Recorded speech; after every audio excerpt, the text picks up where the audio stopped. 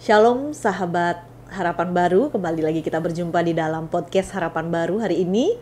Bersyukur kita semua ada di dalam keadaan baik.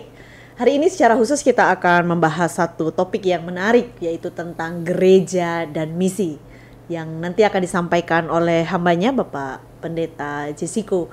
Tapi sebelumnya kita perlu kenal dulu kali ya dengan pembicara kita pada saat ini. Bagaimana kabarnya Pak Pendeta? Kabar baik. Baik ya. Di mana? Puji Tuhan, baik. Di mana sekarang Pak Pendeta? Saya pelayanan? masih di tempat yang lama untuk periode kedua di negara, di Jembrana, Di jadi Jembrana. di Gereja Mandira Santi. Mandira Sati. Wah, cukup jauh ya perjalanan ke Denpasar. Ya, cukup jauh tapi sekalian pulang kampung. Oh iya, karena kampungnya di sini ya. Kampung istri. Kampung istri. Ya, senang Pak Pendeta hari ini kita bisa berjumpa. Kita akan ngobrol-ngobrol nih sedikit tentang gereja dan misi. Kedengarannya memang agak berat ya. Tapi semoga nanti kita bisa sama-sama untuk belajar dan sama-sama memahami apa yang nanti Pak Pendeta akan sampaikan. Sebelumnya saya mau bacakan satu ayat firman Tuhan yang kita akan pakai sebagai dasar untuk membahas topik ini. Terambil dari Injil Matius pasal 10 ayatnya yang ke-7. Pergilah dan beritakanlah kerajaan sorga sudah dekat. Wah, ini suatu tugas, mandat yang luar biasa yang Tuhan Yesus berikan ya. Pergilah dan beritakanlah kerajaan surga sudah dekat. Ini menjadi bagian misi yang kita akan bahas pada saat ini. Baiklah Pak Pendeta, untuk mempersingkat waktu, kira-kira dari tema gereja dan misi, apa yang kita perlu tahu gitu ya, lebih dalam apa yang kita mau bahas sebenarnya dari tema ini? Baik Ibu Pendeta, kalau kita berbicara tentang gereja dan misi, berarti kita berbicara tentang hakikat gereja dan juga tujuannya.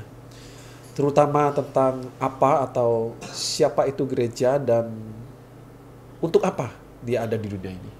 Kira-kira itu yang akan kita bicarakan. Iya, oke. Berarti tentang hakikat gereja gitu ya.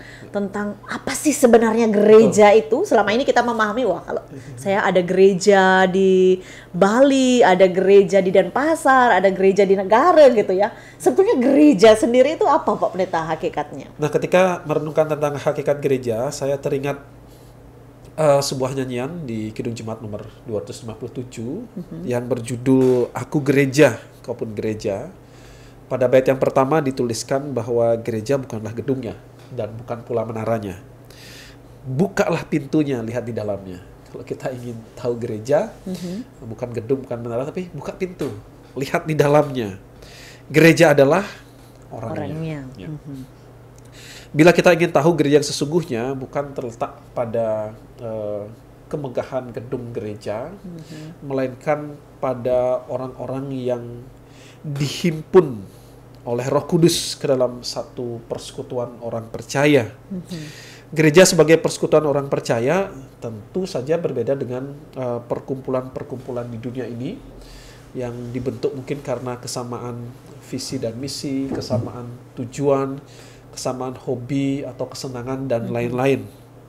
Ada banyak perkumpulan di dunia ini seperti ya mungkin kelompok penggemar motor ya, kelompok yang hobinya mancing, partai itu kan juga kelompok ya, orang yang mengelompokkan diri ke dalam satu partai dan lain-lain.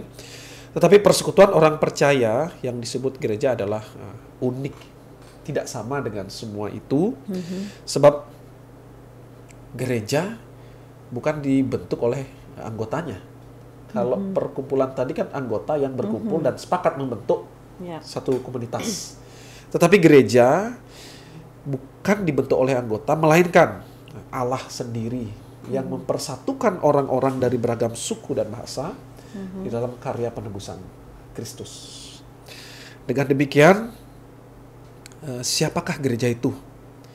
Gereja yang dimaksud adalah umat Kristen, baik secara perorangan maupun secara kolektif, secara individu maupun di dalam persekutuan itu sendiri. Gereja dari Allah asalnya, meskipun manusia diberi tanggung jawab untuk menyelenggarakannya, tetapi bukan manusia yang bentuknya, Allah sendiri yang membentuk, manusia hanya menyelenggarakan saja. Nah, saya mengutip tulisan dari seorang teolog, bisa dikatakan bernama Sakaria Ngelo. Dia mengatakan Dan karena asalnya, maksudnya adalah gereja berasal dari Allah, maka prinsip-prinsip dan norma-norma yang berlaku di dalam gereja itu berasal dari Tuhan sendiri. Kekuasaan tertinggi di dalam gereja ada pada Kristus, atau disebut sebagai kristokrasi, yang memerintah gereja dengan firman dan rohnya. Para pemimpin atau pejabat di dalam gereja yang bekerja dalam berbagai pola struktur organisasi tidak lebih dari pelaksana saja, yang sepenuhnya tunduk pada norma-norma yang diungkapkan dalam kitab suci. Jadi itulah hakikat gereja, ya. Orang-orang yang dihimpun oleh Roh Kudus di dalam karya penebusan Kristus. Jadi kalau kita bicara tentang siapa gereja, gereja adalah orang-orang yang dihimpun oleh Roh Kudus. Kira-kira itu, Ibu Iya, Pendeta. wih, luar biasa sekali ya Pak Pendeta. Jadi gereja itu bukan gedungnya, bukan semata-mata organisasinya ya, karena kita taunya banyak gereja gitu. Tetapi gereja itu adalah persekutuan orang-orang percaya itu. Dan uniknya tadi juga yang Pak Pendeta sampaikan bahwa yang membentuk itu bukan manusia, tetapi dibentuk oleh Allah gitu. Bukan berdasarkan kesamaan, tetapi dari banyak perbedaan membangun suatu persekutuan gitu ya. Jadi disatukan bukan disamakan. Ya, betul, Kalau betul. kesamaan hobi itu kan perkumpulan-perkumpulan biasa ya. Jadi menarik sekali ya, kita sudah mendengar bersama-sama tentang hakikat gereja, sehingga kita pun menyadari bahwa kita pun adalah bagian dari gereja. Nah, jika kita melihat bahwa gereja ternyata dibentuk oleh Allah gitu ya, di dalam Roh Kudus yang membangun gitu dan mengumpulkan orang-orang di dalam satu persekutuan, lalu di manakah kira-kira gereja itu berada? Kalau misalnya Allah yang membentuk nih, di mana gereja? Apakah di atas surga atau di mana gitu? Ya, kalau kita melihat gedung, tentu kita dapat dengan pasti menunjukkan lokasi di mana gereja berada. Tetapi gereja dalam artian orang-orang percaya yang dibentuk dan dari Allah asalnya, berada di dalam dunia dan diutus ke dunia. Gereja dibentuk oleh Allah, tetapi gereja tidak terhubung dengan dunia, atau dengan sengaja menolak terhubung dengan dunia. Sebab gereja itu berada di dalam dunia, tetapi juga diutus oleh Allah untuk ke dunia. Gereja berada di dunia tetapi tidak menjadi sama dengan dunia. Kalau orang katakan membaur tetapi tidak melebur. Sebab keadaan orang percaya diutus itu seperti domba di tengah-tengah serigala. Kan kita tahu bacaan itu ya. Ketika domba diutus ke tengah serigala, dia tidak berubah menjadi serigala. Karena itulah di dalam menjalankan tugas perutusan, gereja perlu tulus dan cerdik. Ia ada di dalam dunia dan diutus ke dunia sambil terus menjaga identitas panggilan sebagai gereja. Jadi itu kira-kira Bu Pendeta ya, di mana orang percaya berada, disitulah gereja berada ya. Berasal dari Allah, tetapi dia diutus ke dalam dunia untuk tugas perutusan tertentu. Ya, menarik juga ini ya. Jadi dia dari Allah, dia ada di dunia, dan dia diutus ke dunia. Ini sudah dia ada di dunia, tetapi diutus untuk ke dunia gitu. Berarti ada suatu tugas pengutusan. Jadi kehadiran gereja bukan hanya udah diam di bumi aja, tetapi ada sesuatu yang harus dia kerjakan dengan tidak menjadi sama dengan dunia kan gitu. Ada pengutusan-pengutusan tertentu yang memang sudah Tuhan standarkan gitu ya, yang harus dikerjakan oleh gereja. Nah, jika demikian, jadi ada tugas pengutusan gitu yang Allah berikan untuk gereja yang notabene sudah ada di dunia itu, kira-kira panggilan apa sih yang sedang gereja kerjakan di dunia ini, Pak Pendeta? Ya, tadi kita berbicara bahwa memang gereja berasal dari Allah, tetapi diutus ke dalam dunia. Untuk apa dia diutus ke dalam dunia, itu yang menjadi percakapan kita pada saat ini, bahwa panggilan gereja di dalam dunia adalah menjadi saksi Injil Kristus. Sama seperti bacaan kita tadi yang Ibu Pendeta baca, itu adalah kutipan ketika Tuhan Yesus yang adalah Sang Guru mengutus murid-muridnya. Misi utama para murid adalah memberitakan Injil bahwa kerajaan surga sudah dekat.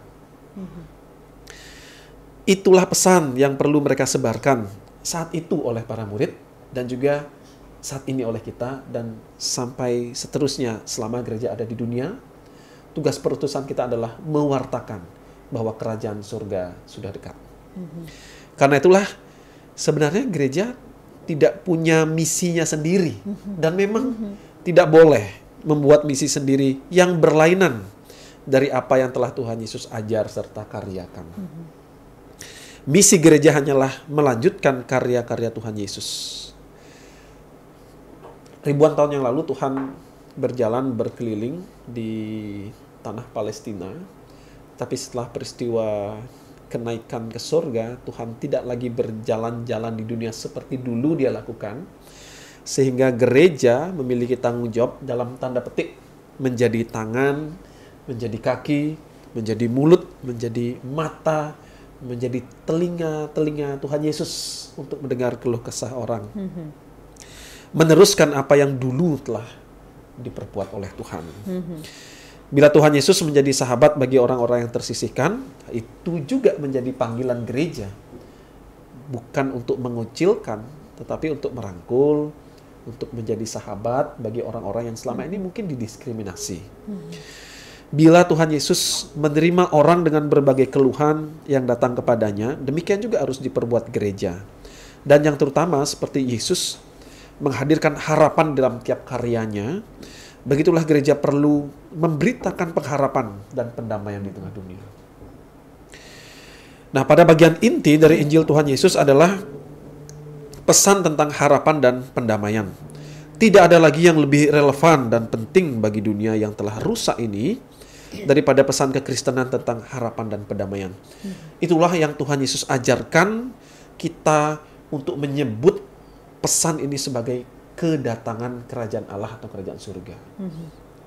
Yaitu misi atau tugas untuk menyampaikan pengharapan dan pendamaian dari Allah bagi dunia yang sudah rusak. Ini misi gereja. Mewartakan dan menghadirkan bahwa tanda-tanda kerajaan Allah atau surga itu sudah dekat. Sudah dekat, ya. Itu panggilan gereja. Oke, berarti sebetulnya nggak boleh gereja itu punya misi sendiri gitu ya? Dalam arti gereja meneruskan apa yang telah dikaryakan oleh Tuhan Yesus. Betul, apa yang sudah dilakukan. Jadi kalau ada gereja yang berjalan di luar apa yang Tuhan Yesus lakukan, berarti itu tidak bisa disebut sebagai gereja yang bermisi gitu ya? Ya, gereja sudah keluar dari pakemnya untuk melaksanakan tugas yang seharusnya. Ya. Betul ya. Jadi memang perjalanan gereja harus berkiblat pada apa yang Tuhan Yesus kerjakan. Ada untuk orang yang lemah, orang yang miskin, orang yang membutuhkan. Begitu juga harusnya gereja. Dan itu yang dimaksud dengan misi gereja yang nampak. Tetapi Pak Pendeta, bagaimana kalau kita melihat di selama ini yang gereja kerjakan di dalam tugas misi yang menjadi tanggung jawab gereja. Kira-kira sejauh mana gereja sudah melakukan hal itu? Tugas misinya itu. Ya. Pemahaman dan praktek mengenai pekabaran Injil bahwa kerajaan Allah sudah dekat selama ini dijalankan oleh gereja dengan berbagai dimensi, berbagai cara. Tetapi yang paling lama dan dominan adalah paham dan praktek Injil sebagai pengkristenan. Gereja menjadikan baptisan dan perpindahan keyakinan itu sebagai standar keberhasilan misi.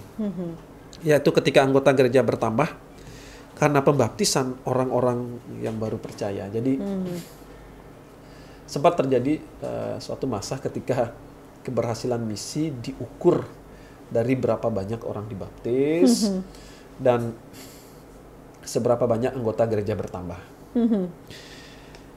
Biasanya orang-orang yang baru percaya didorong untuk meninggalkan tradisi dan kebudayaannya. Seperti yang pernah dilakukan oleh para sending yang bisa dikatakan tidak begitu peka terhadap dinamika masyarakat. Karena kita di dalam konteks Indonesia, mungkin kita berbicara para sending yang tidak begitu peka terhadap konteks Indonesia dan Bali khususnya.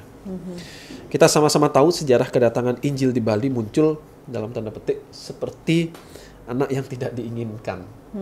Sebab pemerintah kolonial Belanda mengharapkan ya Bali tetaplah dengan ciri khasnya yang unik. Ada kekhawatiran Bali akan menjadi seperti sebutlah negara Hawaii atau Tahiti yang budaya aslinya dirusak oleh kedatangan para misionaris di pulau tersebut dan diganti dengan kebudayaan barat tempat para misionaris berasal.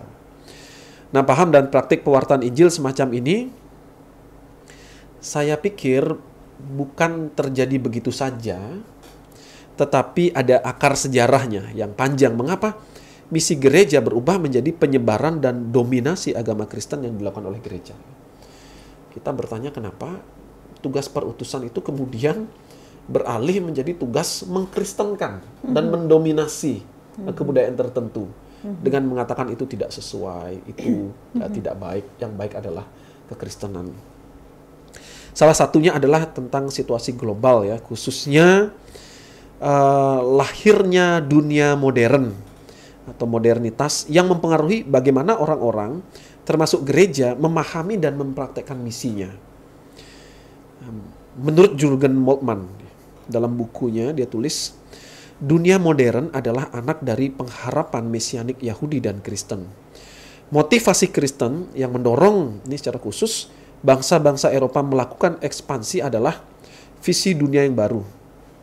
Mungkin kita tidak asing ya dengan visi dunia yang baru. Itulah yang menggerakkan Christophorus Columbus menemukan benua Amerika. Karena didorong semangat pencarian Taman Eden yang baru. Dia memahami misinya adalah mesianik dan sekaligus apokaliptik. Yaitu langit yang baru, dunia yang baru. Itu kan sangat Kristiani ya bahasa itu. Didorong pengharapan Kristen yang demikian, maka ditemukanlah benua Amerika. Nah, Columbus sebagai penakluk dalam tanda petik membaptis Amerika dengan memberikan mereka nama-nama yang baru yang sangat bernuansa Kristiani. Memberikan nama berarti menguasai atau mendominasi. Nah, pertanyaan yang menentukan pada masa itu adalah bukan engkau percaya atau tidak, tetapi dibaptis atau mati. Ini sedikit gambaran yang mendorong pemahaman dan praktik misi gereja sebagai penyebaran agama Kristen yang mendominasi kebudayaan lokal tanpa memperhatikan konteks kehidupan di mana Injil Kerajaan Surga diwartakan. Ini yang terjadi selama ini, Bu Pendeta. Jadi misi menjadi praktek penyebaran agama Kristen yang mendominasi, yang menghakimi kebudayaan lokal atau tradisi-tradisi lokal, di mana para misionaris atau para sending itu datang untuk menyebarkan agama Kristen. Kira-kira begitu.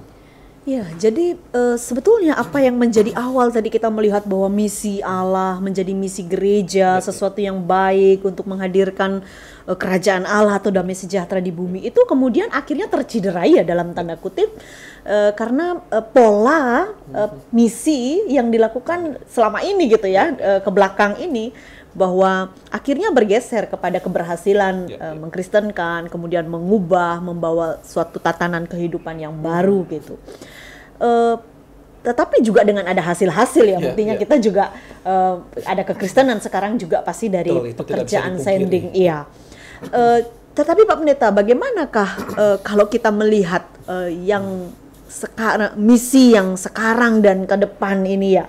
Dalam kelanjutannya, apakah model seperti yang dulu yang tadi Pak Pendeta ceritakan itu masih relevankah, masih terjadikah, atau ada praktik model misi yang berbeda yang diperlukan, yang bisa kita kerjakan ke depan, yang lebih bisa menjawab misi yang sesungguhnya yang Tuhan Yesus sudah kerjakan, yang kita harus teruskan sebagai gereja?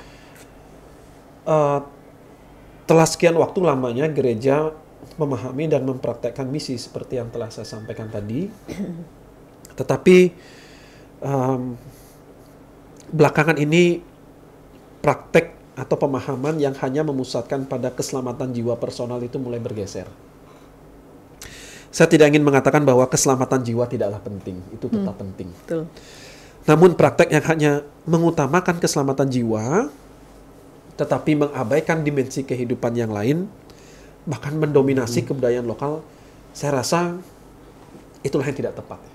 Jadi keselamatan jiwa penting, tetapi menjadi kurang tepat kalau hanya dimensi itu saja yang diperhatikan di dalam misi. Sekarang ini pemahaman dan praktek pekabaran Injil telah banyak bergeser ke arah kesaksian sebagai karya-karya pelayanan sosial kemanusiaan melalui bentuk-bentuk tertentu. Nah, penekanannya bukan lagi pada hal keselamatan jiwa secara pribadi, tetapi pelayanan yang utuh dan menyeluruh atas berbagai segi kehidupan manusia bahkan keutuhan ciptaan. Ini dia bedanya Bu Pendeta.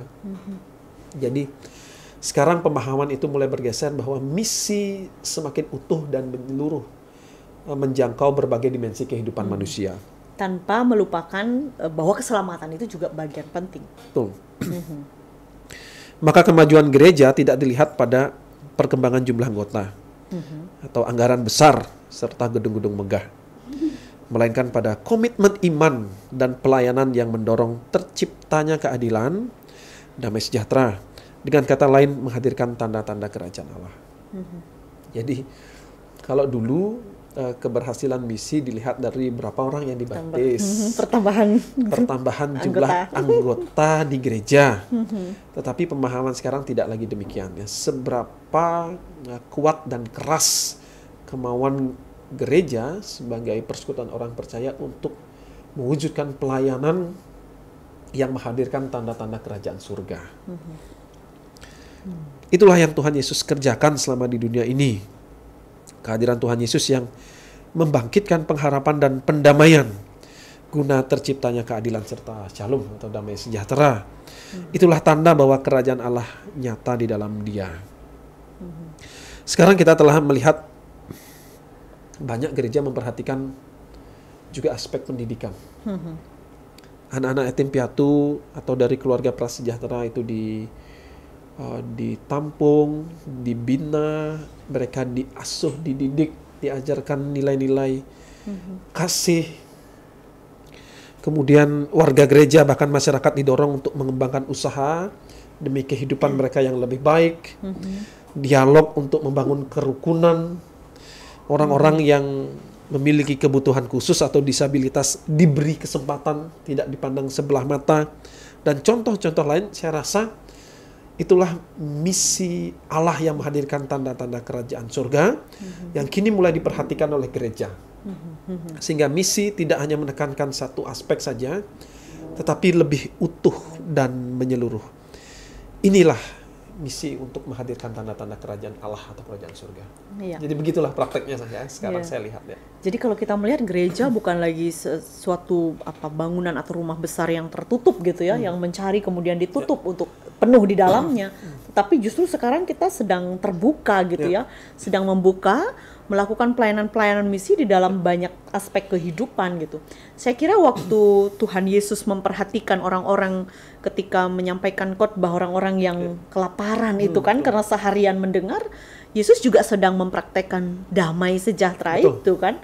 Karena dia tidak hanya berpikir tentang pertumbuhan rohani dan keselamatan jiwa orang itu, tapi juga keselamatan badaninya dengan perut yang lapar kemudian dikenyangkan oleh 5 roti dan 2 ikan itu ya. Betul Bu Pendeta, memang sempat ada masa di mana orang memahami bahwa yang rohani lebih baik daripada yang jasmani, sehingga aspek-aspek seperti rohani, keselamatan jiwa pribadi itu diutamakan, tetapi yang jasmani tidak diperhatikan.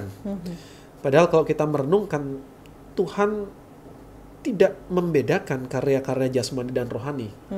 Tuhan memperhatikan kedua aspek itu menjadi satu kesatuan yang dia layani. Bahkan di dalam bacaan firman tadi, Tuhan mengutus para murid untuk pergi, tidak berkumpul di satu tempat. Tapi mereka harus pergi. Ya, seperti Bu Pendeta katakan, tidak tertutup, ya, terbuka.